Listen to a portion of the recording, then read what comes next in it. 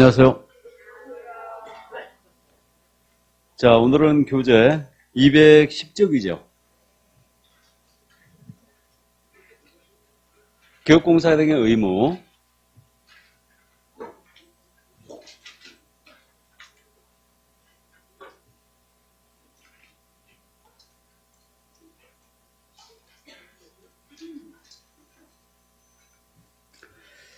자, 그 211쪽에 교육공사 등의 기본 윤리 의무가 나와 있습니다. 법제 29조 1항이 실려 있는데요. 조문 읽어드립니다. 기업 공인인교사 및 소속 공인인교사는 밑줄이죠. 기업공사 소속공사 밑줄 긋고요. 전문 직업으로서 지녀야 될 품위를 유지하고 신의 성실로서 공정하게 중개 관련 업무를 수행해야 한다. 가볍게 이해만 해두시는데요. 우리 지금 품위 유지 의무와 신의 성실에 대한 공정 중개 의무가 명시가 됐는데 이거는 누가 부담하느냐 이 정도만 유의하시면 돼요. 그래서 전문 직업으로서 지녀야 될 품위 개업공사와 소공사가 부담한다. 그럼 중개보조는 품위 유지 의무가 없다는 얘기고 그럼 품위라는 것은 전문 직업으로서 품격과 위엄을 얘기합니다. 일반적으로 상식 있는 태도다. 그렇게 이해하시면 되고 신의 성실로 공정하게 중개할 의무가 있어요.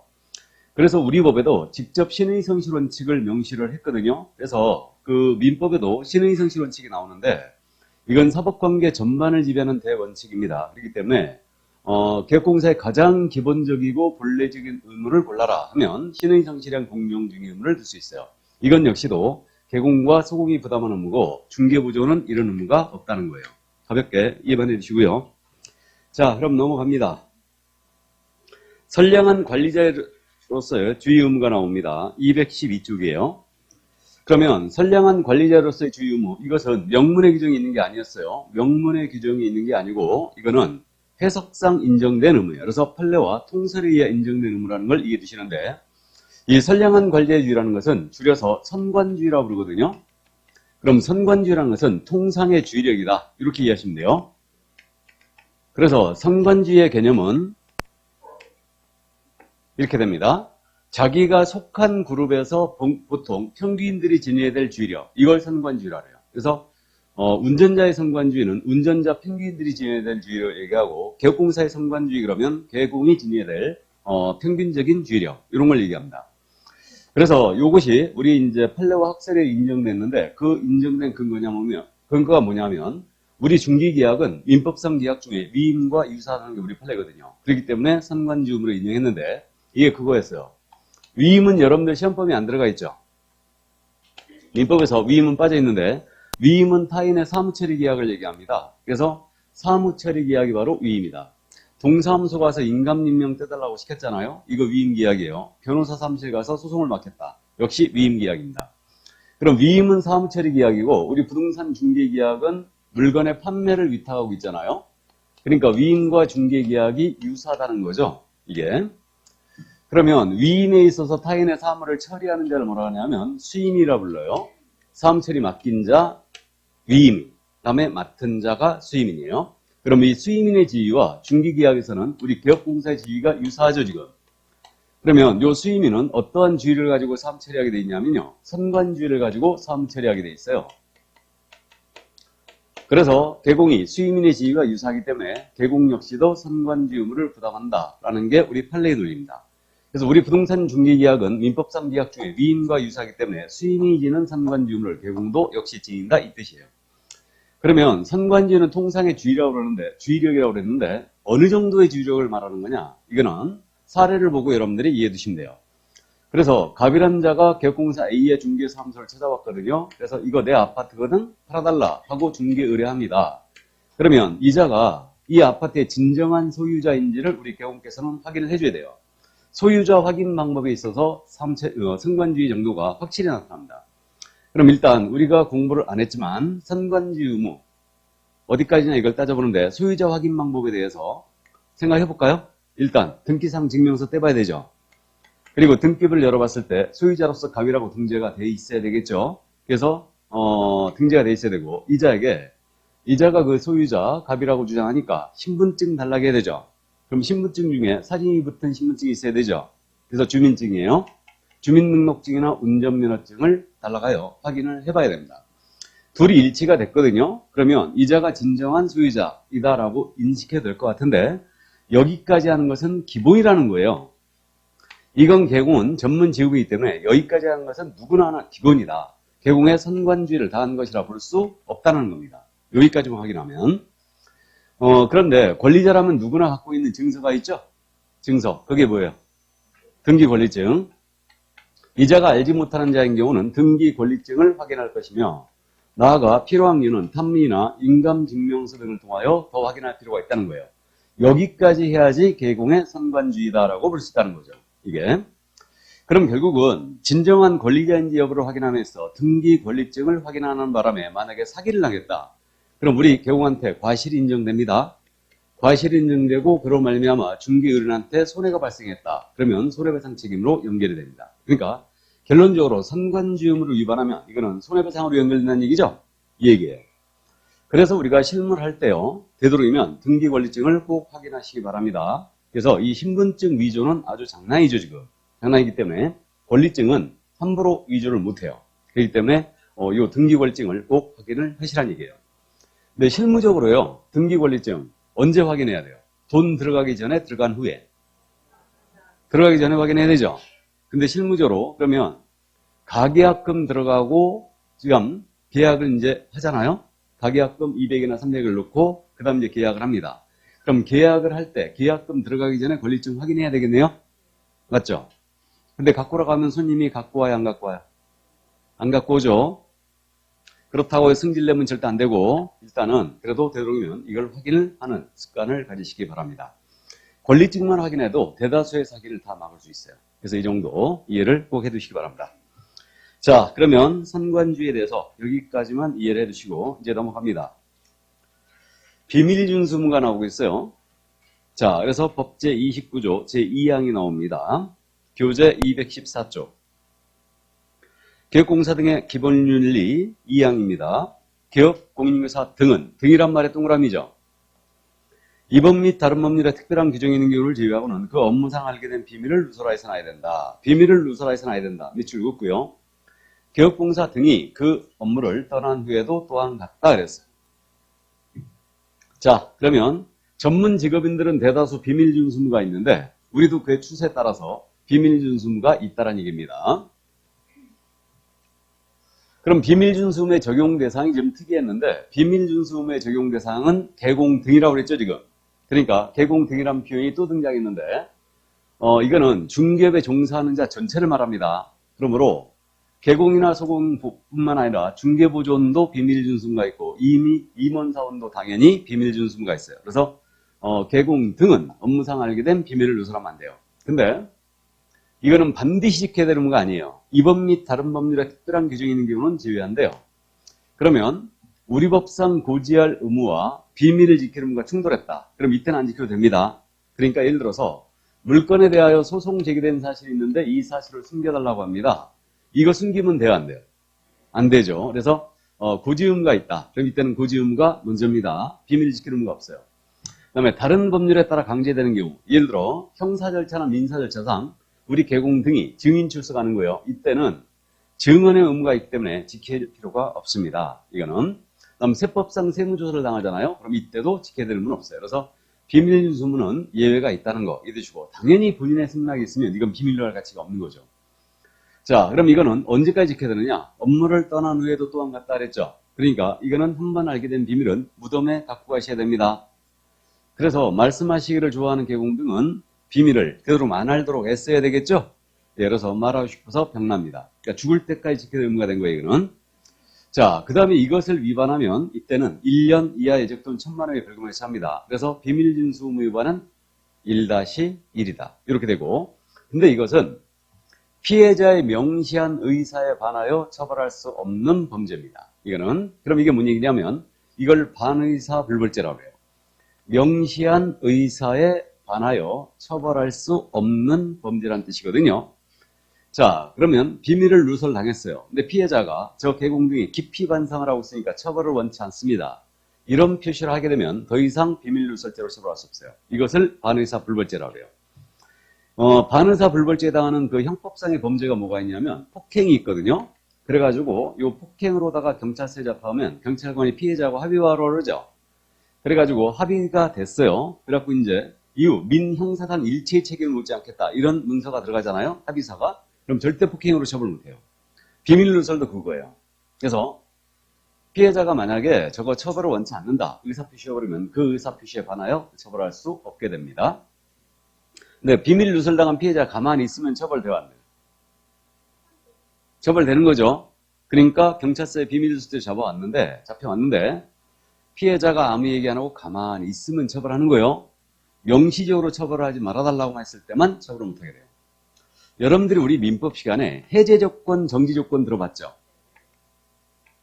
그러면 해제 조건이라는 것은 조건 성취 중에 계약의 효력이 발생해야 하네요. 해제 조건은 일단 효력이 발생합니까? 안 합니까? 발생하는 거죠. 근데 조건이 성취되면 효력이 없어지는 거죠. 정지 조건은 조건 성취 전에는 효력이 발생하지 않아요. 조건이 성취된 때부터 효력이 발생하죠. 그럼 이거 해제 조건인 것 같아요? 정지 조건인 것 같아요? 해제 조건이죠. 가만히 있으면 처벌한다고 그랬죠. 일단 효력이 발생되는 거예요.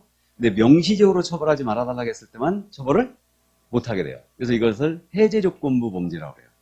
이거를 친고죄라고 들어봤죠. 친고죄. 친고죄란 말은 피해자가 친히 고소를 해야지만 처벌할 수 있는 범죄예요. 친고죄라는 것은. 그래서 이제 여성 관련 범죄에 이 친고죄가 많았는데 많이 삭제가 됐죠. 그래갖고 당연 처벌하는 걸로 그렇게 이제 바뀌었는데 어쨌든 이 친고죄는 친히 피해자가 고소를 해야 되는 범죄다. 그러면 피해자가 이거는 가만히 있으면 처벌이 안 되는 거죠. 그죠? 여기는 가만히 있어도 처벌이 되는 거예요. 그러니까 고소를 해야지만 처벌할 수 있는 범죄를 친고죄라고 해요.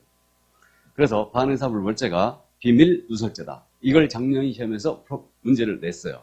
그래서 오래간만에 출제했는데 다음 중 공인인사법령상 피해자의 명시한 의사에 반하여 처벌할 수 없는 범죄는 이렇게 물어봤습니다. 서비스 문제였죠, 이거? 비밀 누설죄였어요. 이게 바로 반의사 불벌죄였습니다. 자, 그러면 이 정도 이해만 해두시기 바랍니다. 근데 실무적으로 이거를 비밀을 지켜야 되는지 고지를 해야 되는지 헷갈리는 경우들이 있다고 그랬죠?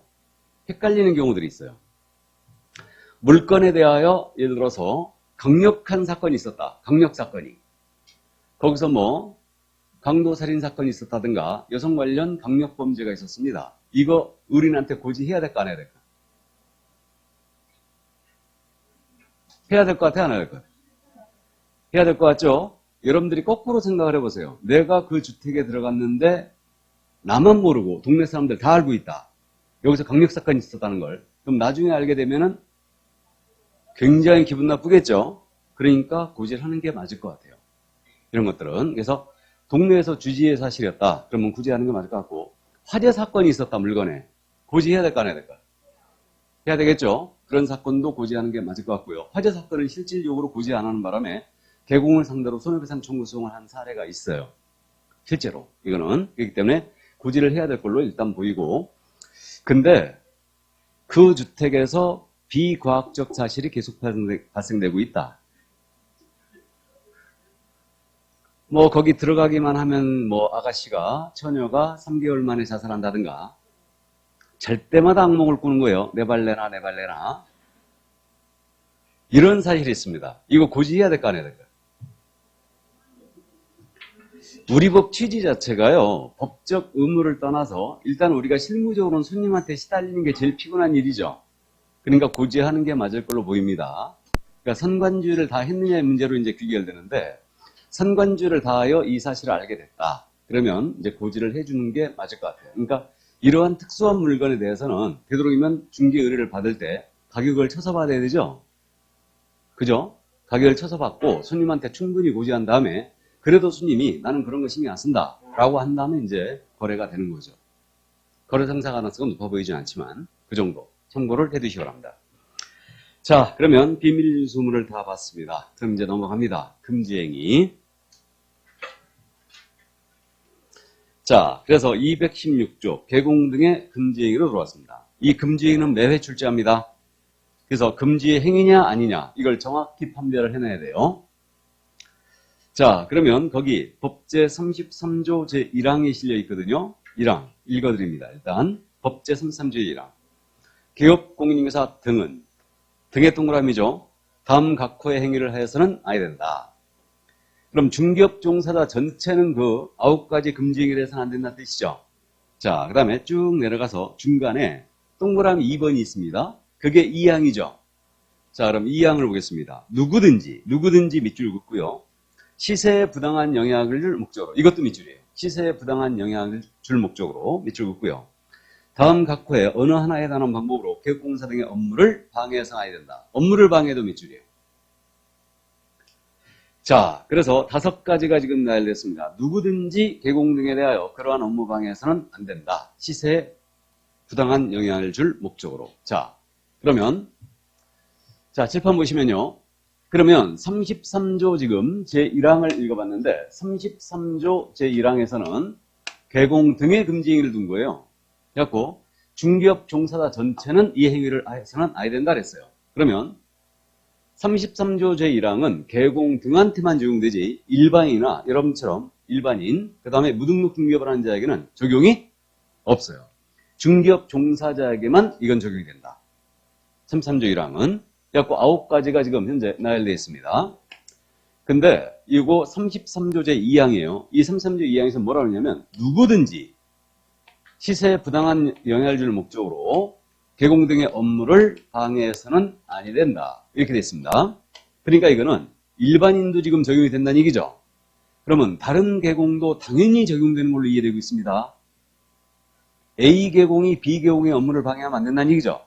그래서 누구든지 다 적용되는 거예요. 이거는. 그래서 그렇게 이제 금지가 구조가 되어 있다는 거 이해해 주시고. 그래갖고 5가지가 지금 현재 나열되어 있어요. 이게.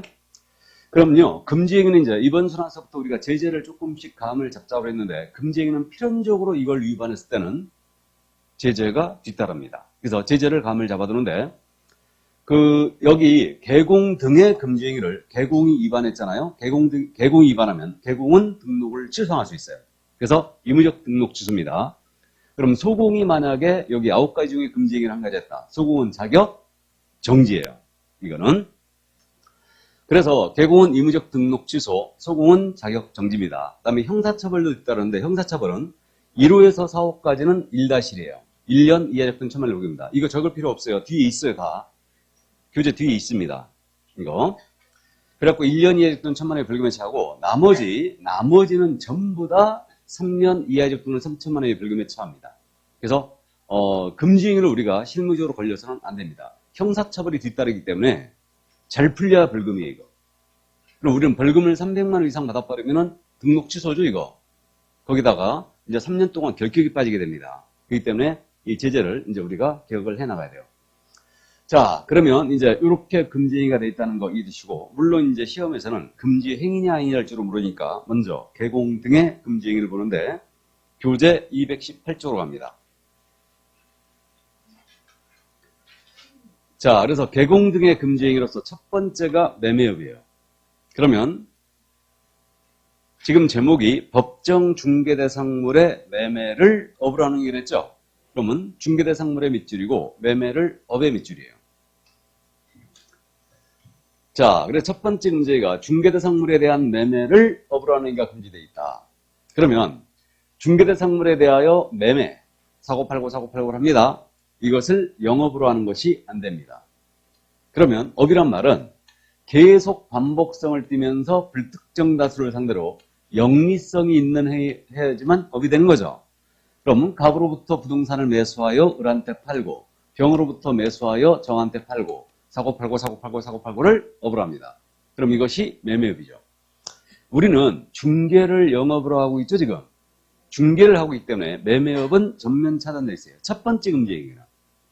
그래서 토지건물 입광공에 대하여 만약에 이거를 매매업을 했다. 그러면 이때는 1년 이하 돈 1,000만 원의 벌금에 처하고 개공이라면 등록 취소할 수 있고 소공은 자격 정지를 먹을 수 있습니다.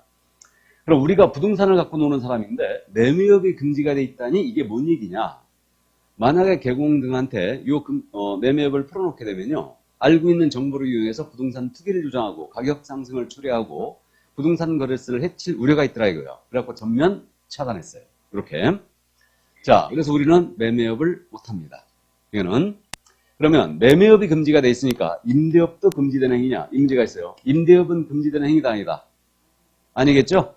매매업만 금지돼 있어요. 사고팔고 하는 게 안 됩니다. 그럼 이건 중개대상물에 대한 매매업이니까 자동차 매매업을 합니다. 이건 우리 법상 금지 행위가 아니죠. 그러니까 중개대상물에 대한 매매업이 금지돼 있어요. 이게 저는 이거 처음 볼 때요 엄청 이상했어요. 아니 부동산 갖고 노는 사람이 매매업 금지가 있다니 이게 뭔 소리냐 이게. 근데 이걸 이제 개정을 하자고 개정안이 올라간 적이 있었어요. 이제 매매업을 풀자. 근데 이 법안이 그냥 태어나기도 전에 사망했습니다. 그냥 유산됐어요. 유산됐습니다. 이거 19대 국회 때 올라갔어요. 지금 20대 국회죠. 그 19대 국회 때 여야가 쌈만하느라고 지들끼리 쌈만하느라고 개정안이 올라갔다가 심의도 못하고 그냥 폐기돼 버렸어요. 자동 폐기됐습니다. 어쨌든 그래갖고 이게 군사독재 시절에 만들어 놓은 금지행위인데 여전히 그대로 유지가 되고 있고 이 정부에서는 틀릴 가능성이 전혀 없습니다. 그죠? 오히려 금지행위가 7가지가 더 늘었어요. 이 정부에서. 줄인 게 아니고 더 늘었습니다. 금지행위가. 자, 그래서 매매업은 첫 번째 금지행위예요. 그럼 매매업을 해서는 아니 됩니다. 이게. 그러니까 이제 실무에서 그런 거 보셨죠? 개공들이 부동산을 사고 팔고 하는 거 보셨죠? 그죠? 그러니까 삼수갑산 가더라도 하겠다 이거예요 그냥. 모두가 지키지 않는 법은 법이다 아니다? 법이 아니에요 그는. 그러니까 풀어야지 이제. 부동산 거래가 이렇게 투명해졌으니까 푸는 게 맞는데 여전히 우리는 금지로 되어 있습니다. 그러니까 결국은 편법을 써가지고 타인명의로 하잖아요 다. 그죠? 그럼 실명법 위반에 걸리는 거예요. 부동산 실명법 위반이에요, 그거. 실명법 위반은 5년 이하의 징역입니다, 이거. 훨씬 더 세요, 이거보다. 그래도 하는 거죠. 돈에는 장사 없어요. 돈에는 장사 없습니다, 이게. 자, 그래서 매매업, 이렇게 금지됐다는 것만 이해해 주시고, 다음, 두 번째 금지. 219조, 그죠? 무등록 중개업자인 사실을 알면서의 밑줄. 그를 통하여 중개 의뢰를 받거나, 중개를 의뢰받거나, 밑줄 긋고, 그에게 자기의 명의를 이용하게 하는, 명의를 이용해 밑줄입니다. 그래서 이건 제목을 저는 무등록 중개업자와의 거래로 붙입니다. 무등록 중개업자와의 거래. 그럼 지금 법문의 형태가 어떻게 되어 있냐면 무등록 중개업을 한 자인 사실을 알면서 알아야 돼요. 대전제가 그를 통하여 중개 의뢰를 받거나 그에게 자신의 명의를 이용케 하는 행위가 두 가지가 되어 있어요. 그러면 무등록 중개업을 한 자인 사실을 알면서 그를 통하여 중개 의뢰를 받았다. 이건 그 얘기 아니에요. 중개대상물을 우리 개공등이 소개를 받습니다. 개공이 소개를 받는데 이 과정에 무등록업자가 개입되면 안 된다는 얘기죠. 이게요. 그러면 무등록업자의 업무활동을 도와주지 말라는 취지로 이해가 됩니다. 일단. 그러면 무등록 중개업자를 통하여 중개 의뢰를 받았는데 이 물건에 대한 거래 성사를 아직 시키지 못했어요. 중개를 못했다는 얘기죠. 아직. 그러면 금지행위 아직 완성 안 된 거냐. 우리는 행위를 금지합니다.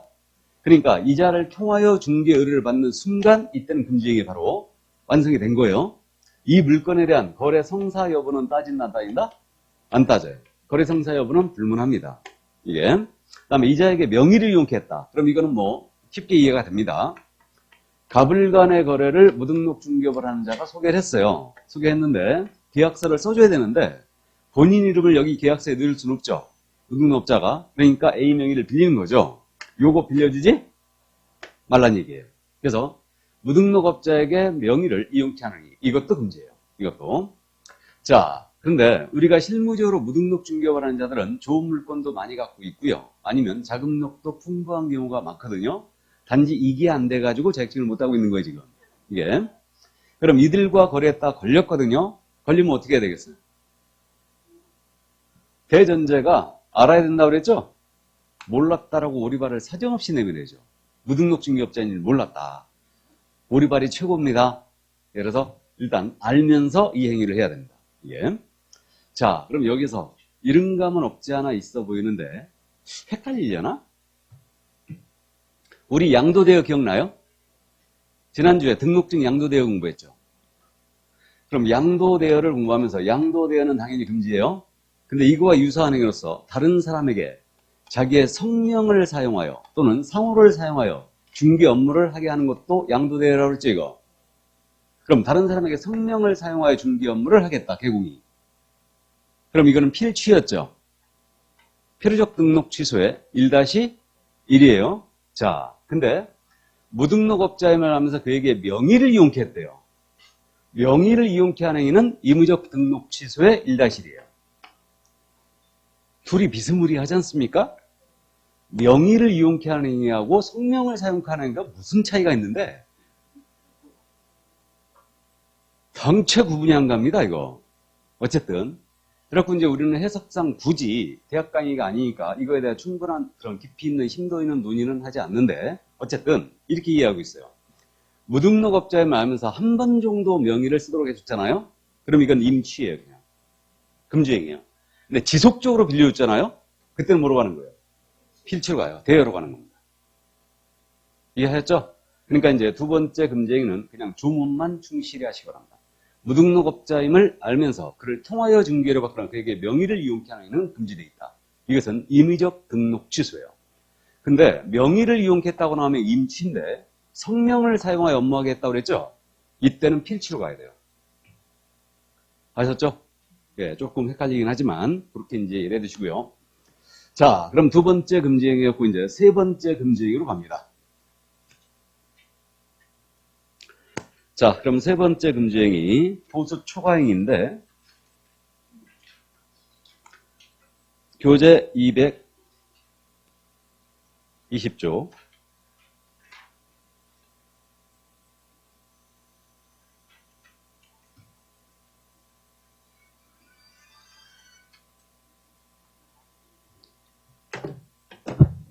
식장이 안 됩니다. 식장이.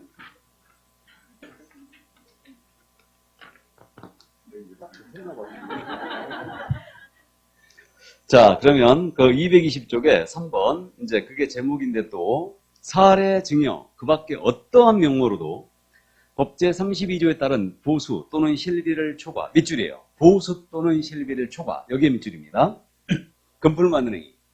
이게 이제 세 번째 금지행위로 되어 있는데, 그래서 저는 제목을 보수 초과로 붙입니다. 그래서 이거는 명목의 불문이에요.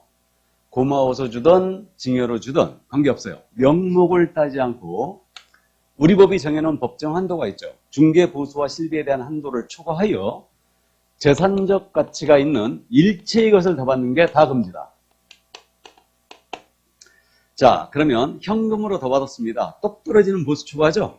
그럼 현금으로 더 받지는 않았지만 백화점 상품권 받았다, 자동차 받았다, 보석 받았다, 비싼 양주를 받았다. 전부 다 이거 초과죠, 이건.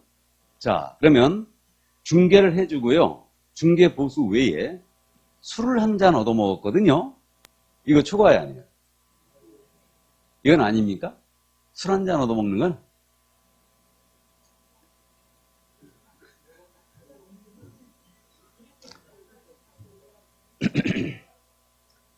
이게 보수에 대한 대가냐 아니냐, 그게 문제가 되겠죠.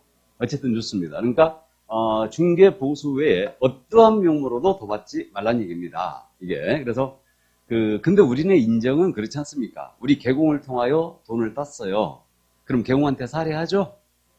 그게 우리네 내려온 인정 아니에요? 맞죠? 그러니까 이 고유한 미풍양속을 침해하는 아주 못된 규정입니다, 이거. 그렇지 않아도 각박해 죽겠는데 세상살이를 각박하게 만들고 있죠, 지금. 그래서 우리는 이거 아킬레스건이에요. 그러니까 전문 직업인의 보수 중에 보수를 더 받았을 때 징역까지 갈 수 있는 건 우리밖에 없어요. 변호사의 보수, 세무사의 보수, 회계사의 보수, 이런 보수들은 전부 다 그런 징역형이 없습니다. 우리는 이거 아킬레스건이에요. 그러니까 실무적으로 절대 보수는 더 요구하지도 말고 더 받지도 말고 깎아주지도 마세요. FM 들어가세요. 그래서 이거 보수에 대해서 낭패를 본 사례들을 저는 한두 번 본 게 아니에요. 그러니까 FM대로 꼭 가시기 바랍니다. 아셨죠? 이게. 근데 손님이 준다는데 어떻게 해야? 안 주면 안 받으면 아주 있나요? 큰일 난다는데. 그럼 받아야죠? 그러니까 증거 없이 받아야지. 증거 없이. 오공하는 현금 속에 싹튼 국민 경제. 예. 자, 그래서 어쨌든 보수 초과는 우리 금지되어 있다. 여기에 위반하면 임의적 등록 취소의 1-1이고요.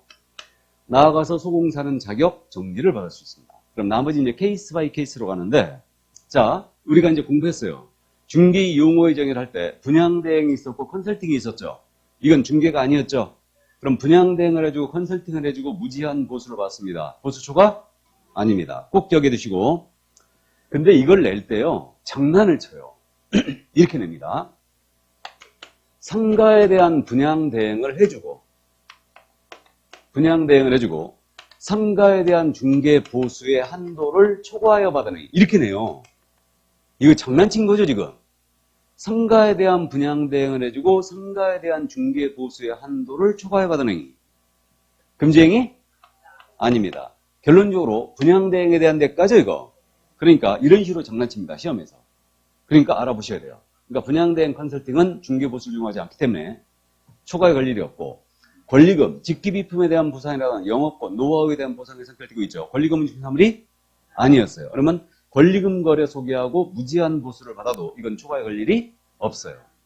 근데 실무적으로 이것도 여담입니다만, 있잖아, 이런 손님이 있어요. 일하다 보면요, 우리가 권리금을 어떻게 받냐 하면요, 상가 예를 들어서 임대차 중개하는데 임대차 거래 금액이 1억이었다고 가정해보죠. 그 다음에 여기에 권리가 1억이 붙은 거야. 권리가. 그러면 이거에 대한 중개보수는 곱하기 0.9%니까 90만 원 아니에요. 맞죠? 근데 이 권리 1억에 대한 보수는 알아서 받으라는 얘기죠. 알아서 받으라는 얘기가 더 힘든 거야, 이게. 맞죠? 그래갖고 이런 손님이 있어요. 이 권리금 우리가 이제 편의상 어떻게 계산하면요, 그냥 0.9% 빼래요, 그냥. 그래가지고 이거 90만 원이다, 이렇게 해요. 그래갖고 둘이 이제 200 정도 받지. 이렇게 되면 되는데, 손님이 그럽니다. 이 권리금 1억에 대하여 0.9%를 때렸는데 그 근거 어딨냐고 한번 보자, 이래요. 이런 손님이 있어요, 진짜로. 이거 근거 있어요, 없어요? 없지. 맞죠? 그럼 근거 없으니까 못 받네? 손님 그런다니까? 근거 내봐라, 이래, 이거. 주둥이로 찢어버리지. 그래갖고 이제 이거는 그러면, 이거는 이제 우리가 뭐 관행적으로 받습니다, 이렇게 얘기를 못하지. 맞죠? 우리는 상인이죠. 일을 했죠. 그럼 상법 규정에 따라 상인보수 청구권이 당연히 인정됩니다. 그렇기 때문에 상인보수 청구권이 인정되는데, 이에 따라서 손님하고 합의해서 이제 금액을 받는 겁니다. 이거는. 그래갖고 이제 우리가 이거를 20% 정도 원래는 받는데, 그냥 손님이 뭐라 하실까봐 제가 0.9%만 받는 거니까 너무 뭐라 하지 말아요, 이 나쁜 놈아. 그러니까 결국 알아서 받으라는 게 더 힘든 거야. 맞죠? 그러니까 사실은 내 개인적인 생각인데, 컨설팅이든 분양대행이든 권리금 거래소이든 모두 우리 중개업 영역으로 갖고 들어와야 돼요. 일반인이 못하게. 무슨 말인지 이해되세요? 그게 합리적이고 선진적인 중개제도예요. 그러니까 제가 얘기한 적 있을 거예요. 미국에서 중개업 하시던 분이 국내에서 자격증 따겠다고 오신 분이 있었다고 그랬죠? 수험생 중에. 그 얘기 안 했나? 몇 년 전에 그런 분이 있었어요. 미국에서 중개받다가 이제 국내로 귀국을 해야 되겠다. 그래가지고 이제 수강하러 오셨는데, 와, 이분이 쉬는 시간마다 와서 나한테 뭐라 하는 거야. 이래가지고 개공들이 먹고 사냐고. 이게 법이 완전 엉망이다, 이거는. 이런 법이 세상에 어디냐. 웬만하면 징역에다가 등록 취소에다가 자격정지에다가 이게 어디 살겠냐고, 이거 겁나서. 그래가지고 또 하실 말씀이 그거예요. 어떻게 일반인이 분양대행을 하고 컨설팅을 하고 어떻게 권리금 거래 소개하느냐. 이게 말이 안 되지 않느냐. 그래갖고 나도 그분한테 수긍합니다. 저도 충분히 이해하고 있는 부분인데 현행법이 그러니 어쩔 수 없다, 이거. 그래서 이거 그래갖고 결국은 그분 공부하다가 중간에 그만뒀어요. 다시 간대, 미국으로. 다시 가셨어요. 그래갖고 그만. 여기서는 할 일이 아니다, 이거. 중개업을 할 일이 아니다. 괜히 이거 들어와가지고 손가락 쪽쪽 깔게 생겼대. 그리고 그분 하는 얘기가 1년에 한 건 정도만 해도 연봉이 떨어져 버린다는 거예요. 미국에서는. 한 건만 해도 그냥. 그러니까 이제 슬슬 놀아가면서 해도 자기 연봉 이상이 나와버리는데, 직장 생활하는 것보다 더 나오는데. 그러니까 거기는 매매업, 직접 거래 다 허용되죠. 그리고 최고가 6%예요, 6%. 그리고 매도인한테만 받지. 매도인한테만. 거기는 그 매수인한테 안 받아요. 그러니까 자기가 손님한테 물건을 사가지고 인테리어 공사 싹 하고 다시 만들어서 다시 파는 거야, 손님한테. 그런 거 영화에서 본 적 있죠? 그러니까 돈을 벌 수밖에 없지. 이게 10억에 사갖고 15억에 파는데. 이해되세요? 그러니까 그분은 이해를 못 하는 거예요. 그래갖고 도저히 이건 할 일이 아니다. 그래갖고 다시 가셨어요. 이게. 그러니까 사실 우리가 실무적으로 부딪히는 문제가 그런 거예요. 분양대회나 컨설팅 해놓고요. 이제 보수 이게 정해진 바가 없잖아요. 그러니까 알아서 받으라는 얘기인데, 그럼 예를 들어서 10억짜리 토지를 컨설팅 해줬어. 여기에 2천만 원 내놔 그러면 스님이 그 근거가 어디 있는데 할 말 없다니까. 할 말이 없어요. 권리금 거래 소개해놓고 그러니까 이제 0.9%가 나는데, 그러니까 통상적으로 이게 이제 곤란하니까 그러는 거예요. 권리금 거래 얼마 받아들이면 됩니까? 그죠? 그러면 1억 받아달라. 그럼 나머지 차액은 저한테 다시 주셔야 됩니다. 그렇게 하는 거지. 그래 놓고 이제 그렇게 약속한다? 권리금 거래 1억 받으면 알아서 하세요. 나머지는. 이게 순가중개익 이야기예요. 차액으로 보수를 다 가져라 이 얘기죠? 순가중개익 이야기인데, 이래놓고 1억 3천에 했어. 그래서 3천은 내가 달라게 다시. 그럼 손님이 뭐라게 또? 아까운 거지? 아까운 거야. 이제. 그러니까 이런 더러운 꼴을 보게 된다니까. 그러니까 이제 0.9% 계산해갖고 그냥 때려버리는 거예요. 그래서 어쨌든 그렇게 합니다.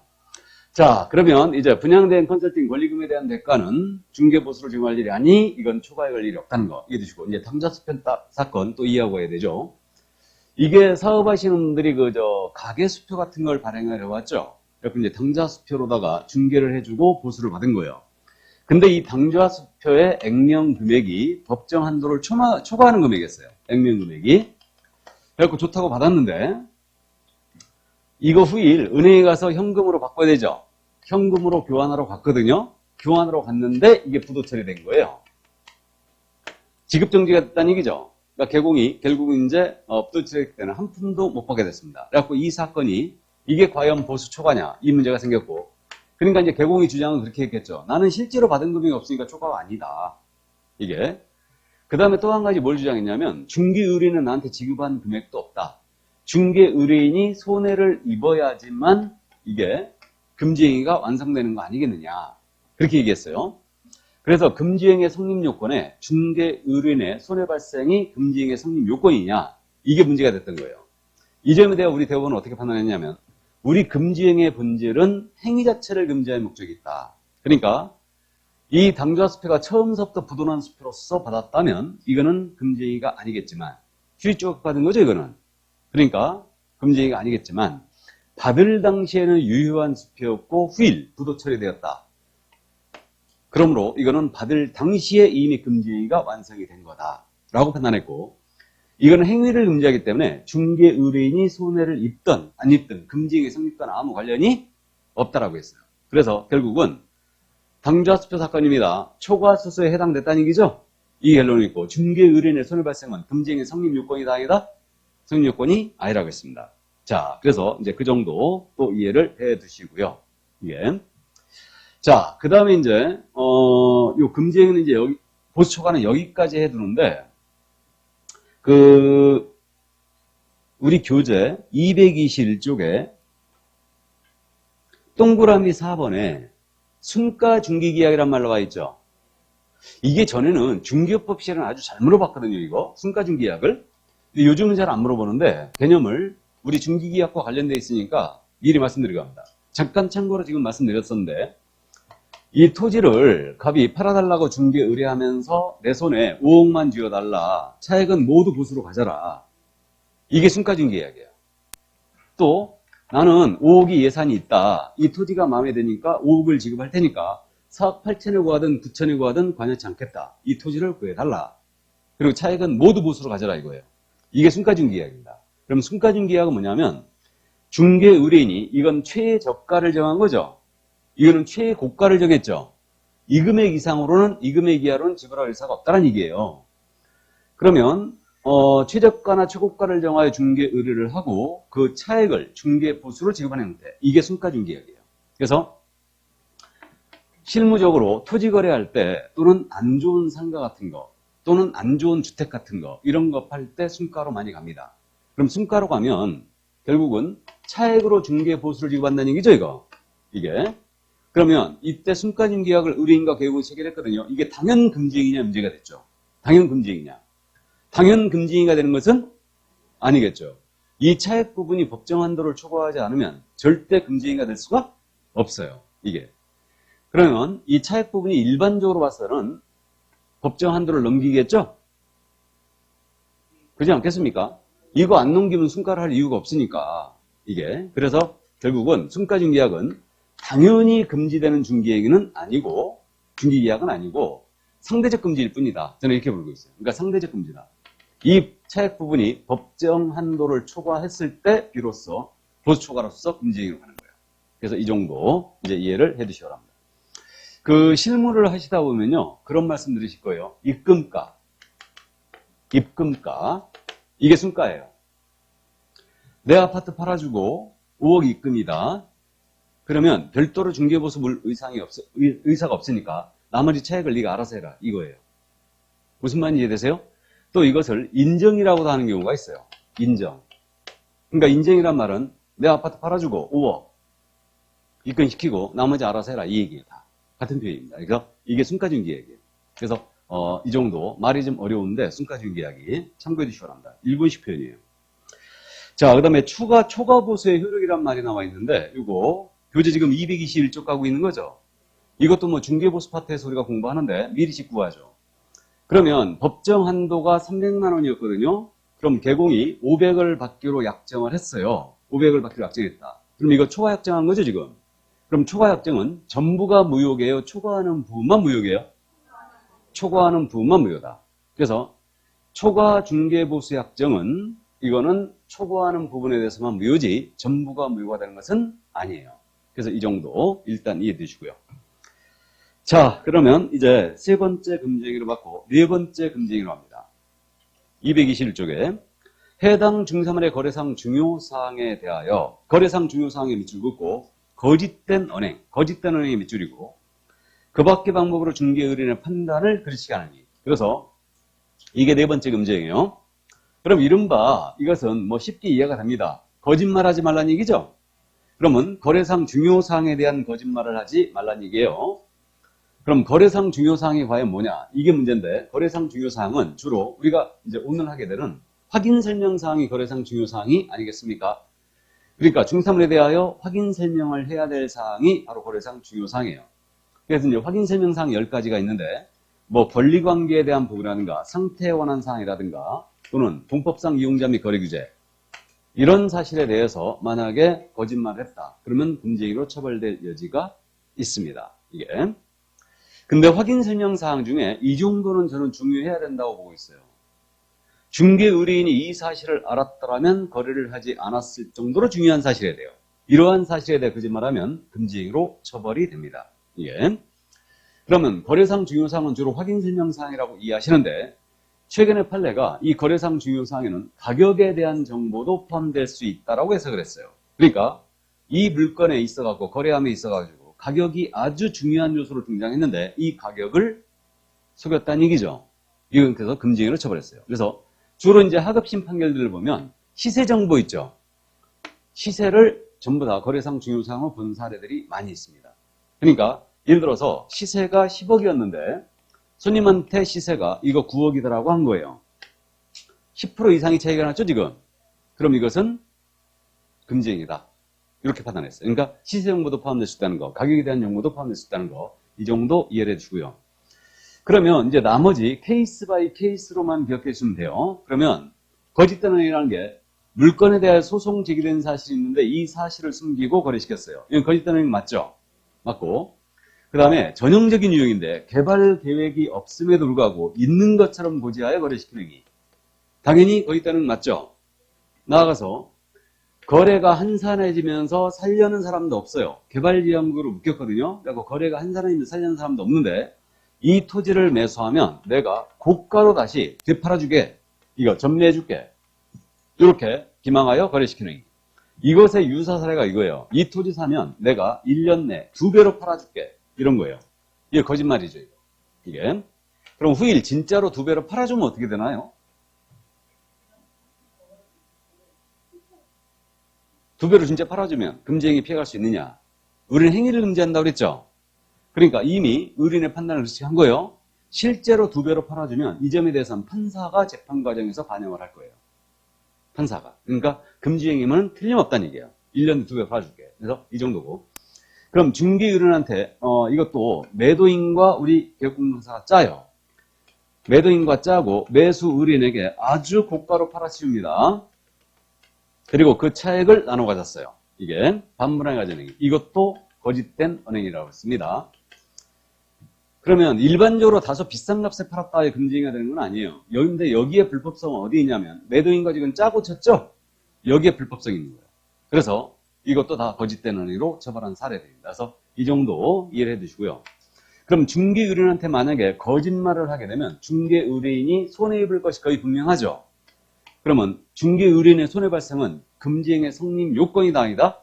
성립 요건이 아니라고 했죠. 방자수표 사건에서 그 얘기 했었어요.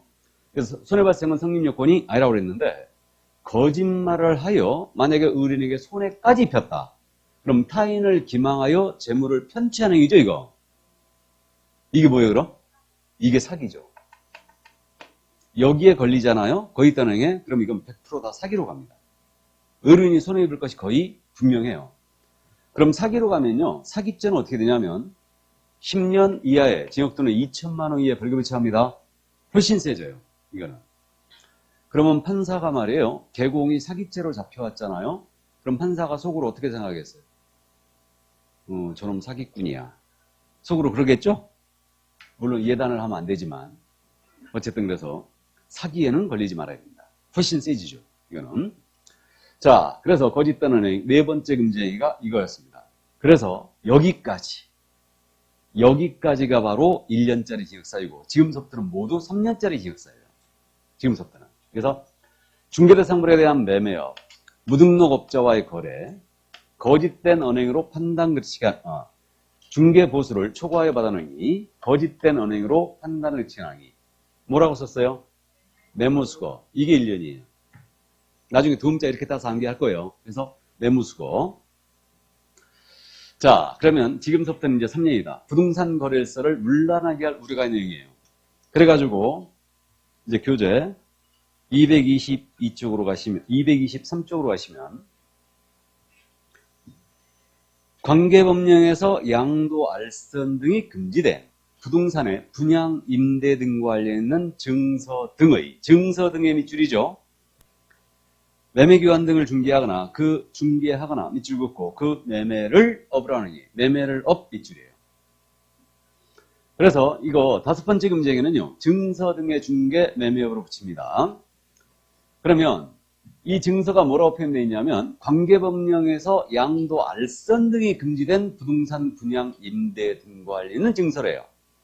이거에 대하여 중개를 해서도 안 되고 매매업을 해서도 안 돼요. 행위가 2가지가 금지되어 있습니다. 그럼 중개가 뭐고 매매의 문제는 알아봤으니까 이 증서가 뭐냐가 키포인트가 되는데 이 증서는 있잖아요. 여러분들이 공법 시간에 주택법을 공부하거든요. 주택법에서요. 주택공급질서 교란행위를 공부해요. 주택공급질서 교란행위. 주택공급질서를 문란하게 하는 행위죠, 이거. 그래서 여기에서 나오는 것들이 전부 다 증서다라고 이해하시면 돼요. 그래가지고 대표적으로 거기서 나오는 게 입주자 저축증서가 있어요. 입주자 저축증서가 다른 말로 뭐다 이게? 청약통장. 대표적인 증서예요. 양도가 금지되어 있죠? 부동산 분양, 임대 등 관련 증서죠, 이거. 그 다음에 또 주택상환자체. 요즘 보기 힘든데 회사채인데요. 주택으로 나중에 상환받을 수 있는 회사채예요. 이거 안 되고. 그 다음에 이게 증서고 철거 예정자 확인서, 이주대책 대상자 지위 확인서, 무허가 건물 확인서 뭐 이런 것들 전부 다 증서죠. 이게 요것을 실무적으로 뭐라 부른다고요? 딱지. 이게 딱지예요. 딱지. 이게 그러니까 이거 딱지치기 하지 말라는 얘기예요. 이 딱지를 중개해서도 안 되고 사고팔고 업으로 해서도 안 됩니다. 그래서 이겁니다. 그러면 갑이 1순위 통장을 갖고 있어요. 이것을 을한테 파시는 거예요. 이 통장 거래를 소개하지 말라는 얘기죠. 나아가 이런 딱지를 사서 팔고 매매업을 해서도 안 된다는 얘기입니다. 이게 그 판교 분양한 지가 굉장히 오래됐는데 판교 신도시 있죠. 여기 분양할 때 통장 거래 엄청 많았어요. 엄청 많았습니다. 근데 통장의 거래 같은 거는 하지 마시 바랍니다. 나중에 꼭 문제를 불러일으켜요, 이거는. 그래서 이런 거는 소개하지 마시 바랍니다. 어쨌든.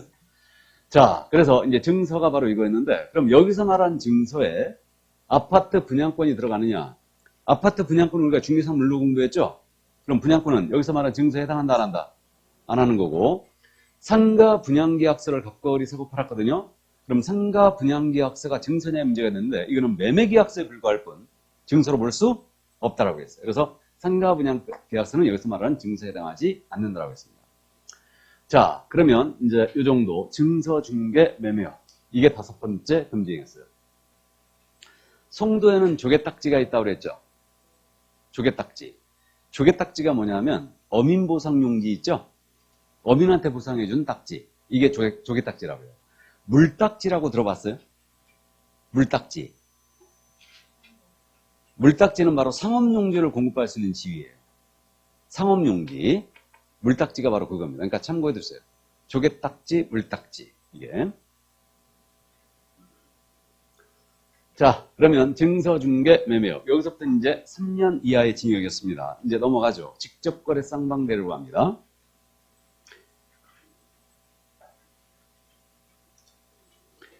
자, 그래서 교재 225쪽에 이제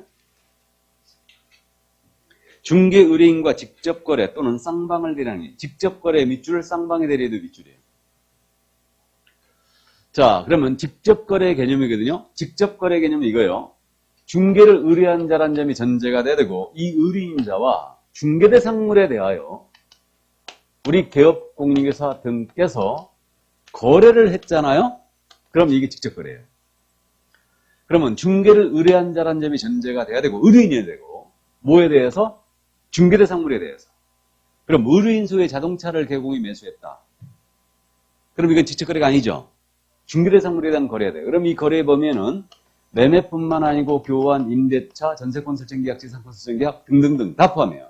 어떤 식으로든 의뢰인과 거래하지 말라는 얘기예요. 그럼 의뢰인이 내놓은 부동산을 샀거든요. 그럼 이게 직접거래 맞죠?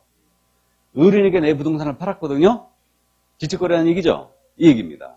의뢰인에게 피해줄 우려가 있기 때문에 어떤 식으로든 의뢰인과 거래하지 말라는 얘기입니다. 이거는 목적을 따지지 않아요. 실수요 목적이어도 직접거래입니다. 목적 불문.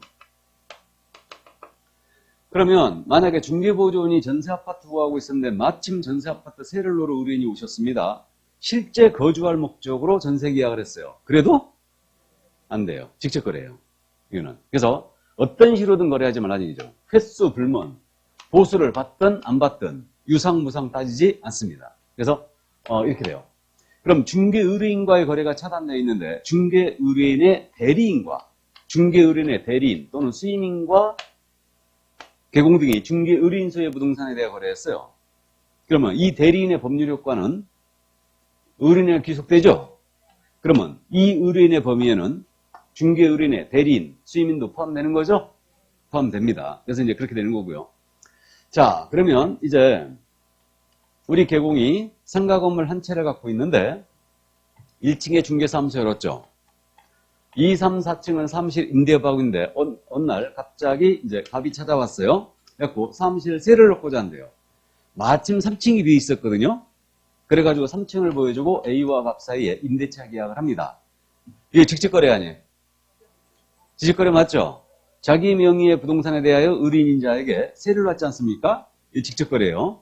이거 피해가야 되겠죠? 어떻게 피해가느냐? 옆집 B한테 얻는 가야 돼요? 네 의뢰인 해라 그러면 돼요. 그러면 갑은 B의 의뢰인이죠. 다음에 A도 B의 의뢰인이 됐기 때문에 이거는 직접거래가 아닙니다. 이게.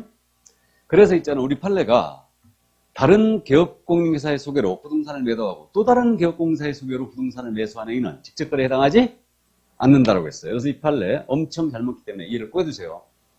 그래서 우리가 실무적으로요. 손님만 단골이 있는 게 아니고 우리 개공들끼리도 단골이 있는 거예요.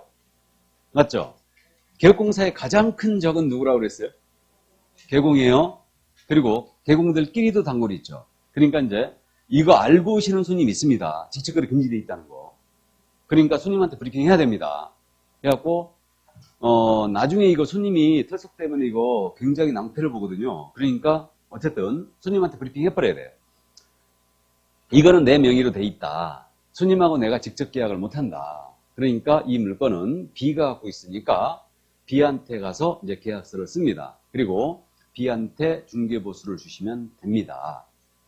그럼 돼요. 보수 줘야 된다는 얘기 꼭 하는 겁니다. 뭔 말인지 아셨죠?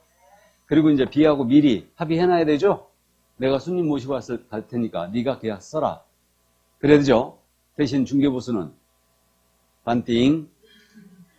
이제 그렇게 정리하면 돼요. 그래서 꼭 다른 경우 도장을 찍어 놓으시라는 거예요. 이게 안전빵이에요.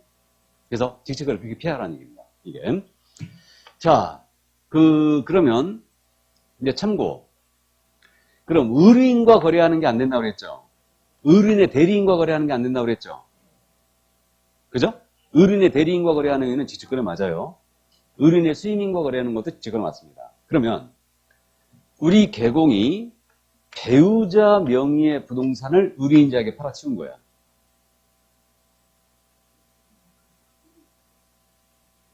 그러면 의뢰인 소유 부동산을 배우자 명의로 샀다. 그럼 이게 직접거래냐 문제가 됐죠. 그러니까 이제 예를 들면 의뢰인이 세를 놓으러 왔어요. 아파트 전세를. 그래갖고 우리 개공께서 처였죠. 처가 개공입니다. 그래갖고 배우자가 남편이 있겠죠. 남편 명의로 임대차 계약을 한 거예요. 남편 명의로 임대차 계약을 했습니다. 이게 직접 거래냐? 직접 거래인 것 같아, 아닌가? 예? 아닌 것 같다? 첫 거는 첫 거고 내 거는 내 거. 첫 거도 내 거, 내 거도 내 거. 그래갖고 이게 직접 거래, 그러니까 이제 그 배우자 명의의 부동산, 배우자 명의로 거래한 거. 이건 직접 거래가 그동안 아니라고 계속 판단했거든요.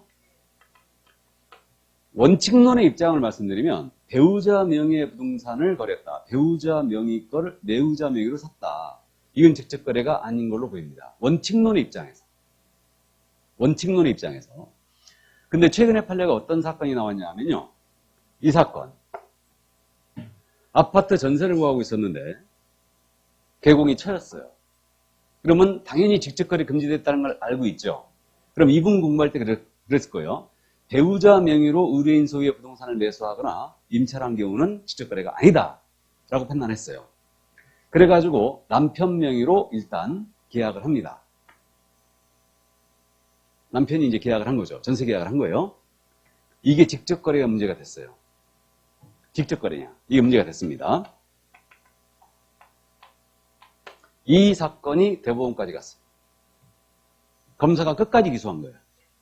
처벌하겠다고. 이거 3-3이거든요. 3년 이하 또는 3천만 원의 벌금이 이거 엄청 크죠? 엄청 셉니다. 그래갖고 대법원까지 갔습니다. 대법원의 판단은 뭐라고 그랬냐? 이거는 지금 남편 명의로 계약을 했지만 실질적으로 처가 가정공동생활을 하는 거죠, 지금. 그러니까 그 경제적 이익의 귀속 주체가 누구예요, 지금? 처한테도 가는 거죠. 그러면 이건 분명히 직접거래를 봐야 된다. 이렇게 판단했어요. 이익을 향유하고 있다는 얘기예요. 그럼 부부가 따로 사는 사람이 있나? 아, 있나? 그래가지고 결국 이 직접거래 쳐버렸어요. 그래갖고 우리 개공한테 벌금 대법원에서 250만 원 나갔어요. 왜 250인지 느낌 팍 오시죠? 300 초과하면 간판 내려야 돼요. 맞죠? 300 이상이었을 때, 초과가 아니고 300 이상이었을 땐 간판 내려야 됩니다. 등록 취소해요. 3년간 중격 그러니까 결격이에요, 이거. 그러니까 대법원에서 아는 거죠, 다. 250을 딱 때려준 거야, 이게. 그래갖고 250을 확정됐어요. 그래갖고 결국은 앞으로는 배우자는 절대 문제를 못 내게 됐어요, 이제. 이런 사례가 나왔기 때문에. 예? 전에는 배우자 명의로 임차하거나 계약한 경우는 직접 거래가 아니다 그랬죠. 다. 근데 이거 내면 바로 태클이죠, 이제. 태클입니다. 그러니까 배우자 명의로 한 경우에 이렇게 이제 되는 경우가 나왔어요. 또 실무적으로 하는데 제일 많이 묻는 게 뭐냐면, 우리 그 사무소 예를 들어서 A의 중개사무소인데 갑이 중개보조원이에요. 그럼 중개보조원 물건을 의뢰인한테 팔아치우면 이것을 개공이 A가 소개한다. 그럼 이게 직접거래냐 아니냐 이 문제. 이거 제일 많이 질문 많이 하거든요. 보조원 아파트를 의뢰인한테 세를 놓거나 보조원 명의로 부동산을 매수했다. 보조 이걸 개공에 중개했다. 그럼 이거 다른 개공에 소개한 걸로 봐서 직접거래 피해 가느냐. 여러분들 어떻게 생각해요? 이건 직접거래 봐야 되죠? 이건 직접거래예요. 직접거래입니다. 저거 A가 도장 찍어도 소용없어요. 지금. 직접거래입니다. 그냥 하려면 깔끔하게 쌍방 직거래한 걸로 처리해야 돼요. 결국 도장 안 찍어버려야 돼요. 뭔 말인지 아시죠? 내가 언제 중개했냐고. 어? 우리 바로 확 내밀어야지 그냥. 이게. 그래갖고 근데 이제 이거와 유사 사례로서 어떤 게 문제가 되냐면 보조원의 물건이었어요. 보조원의 물건인데 비중개업소에서 손님을 소개했어요. 손님을. 그래갖고 둘이 계약을 하게 합니다. 그리고 A, B가 공동중개권으로 도장을 찍었어요. 이거 직접거래 기소됐습니다. 결론 어떻게 났을까요? 이건 검사가 직접거래로 기소했다고요. 이것도 중개보조원 아파트인데 이걸 갖다가 B에서 손님을 붙인 거예요. 손님을 붙였고 이때 계약서를 A, B가 공동중개항으로 찍었다고요. 도장을. 직접거래인 것 같아 아닌 것 같아요? 여러분들 보시기에 지금. 예? 직접거래인 것 같아요? 진짜로? 직접거래라 하면 지금 제가 뭐라 그러냐면 중개를 의뢰한 자라는 점이 전제가 돼야 된다고 그랬죠. 그리고 그 의뢰인 자와 중개대 상물에 관하여 어떤 식으로든 거래가 만든다고 그랬죠. 근데 여기서 이 첫 번째 요건에 지금 미달됐잖아요. B에서 소개했죠, 지금. A가 공동중개 도장을 찍었죠. A의 의뢰인이 아니에요. 아니에요. 맞잖아요. A의 의뢰인이 아니에요. 이 을은 B 의뢰인이지. 맞죠? 직접 거래? 아니다. 무죄가 나갔죠. 이건 무죄. 저건 당연히 아니에요. 중개를 의뢰한 자가 아닌데. 무슨 말인지 이해되십니까? 을이 만약에 이 사무소에 왔는데 중개했다. 그러면 이게 직접거래예요. 근데 을은 B의 사무소에 왔죠, 지금. B가 소개했으니까. 이해되세요? 그러니까 어쨌든 참고를 하시기 바랍니다. 자, 그래서 직접거래 여기까지 했는데 그럼 커피 한 잔 먹고 갈까요? 네.